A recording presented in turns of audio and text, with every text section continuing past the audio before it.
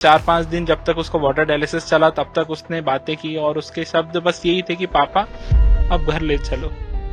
उससे सहन नहीं हो रहा था, लेकिन हम चाह रहे थे कि हमारी बच्ची किसी भी तरीके से ठीक हो जाए। हर धर्म के लोगों ने मेरी बच्ची के लिए प्रार्थना किया है, मैं आप सब लोगों का धन्यवाद देता हूँ उस चीज के लिए, लेकिन हम हमारी बच्ची को नहीं बचा पाए। क्या पता उसके भाग्य में यही लिखा था, या किसी दुष्ट के हाथों से मेरी बच्ची किसी बलिदान में चढ़ गई। सारी चीजें याद आती है, बच्ची वापस नहीं आएगी।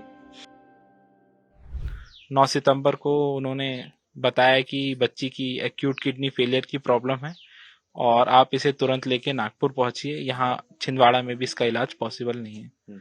तो हम उसको वहीं लेके पहुंच गए सीधे। रात के 8 या 9 बजे हम यहाँ से निकले। 8 बजे तक उन्होंने मुझे बस ये बताया था।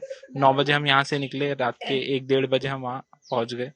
घबराहट में थे, धीरे से गाड़ी धीरे धीरे चलवाई। पहले ड्राइवर की कोशिश की, किसी ने भी ले जाने से मना कर दिया। पहुंचने के बाद जिस डॉक्टर का एड्रेस दिया था डॉक्टर प्रवीण सोनी ने, उन्होंने हमें लेने से मना कर दिया। कहा कि बच्ची को डायलिसिस लाएंगे क्योंकि इसको किडनी की प्रॉब्लम हो गई है। तो फिर हम नेल्सन हॉस्पिटल गए और नेल्सन हॉस्पिटल में वहां बच्ची का इलाज शुरू हुआ।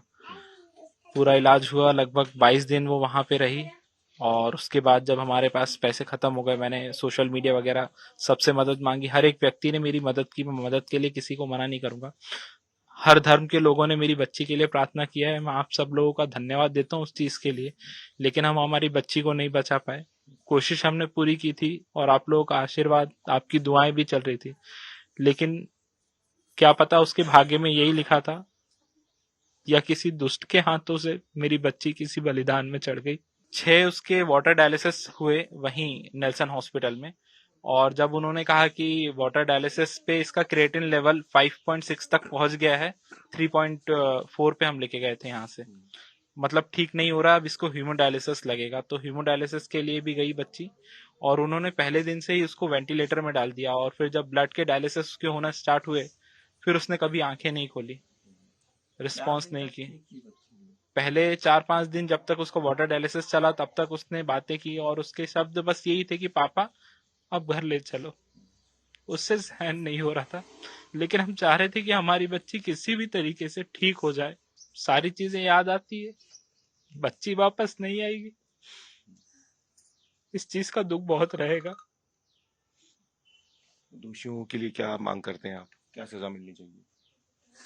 सजा तो ऐसी मिलनी चाहिए कि उनको भी याद रहे कि ये केवल एक एक्सीडेंट नहीं है, ये हत्या है।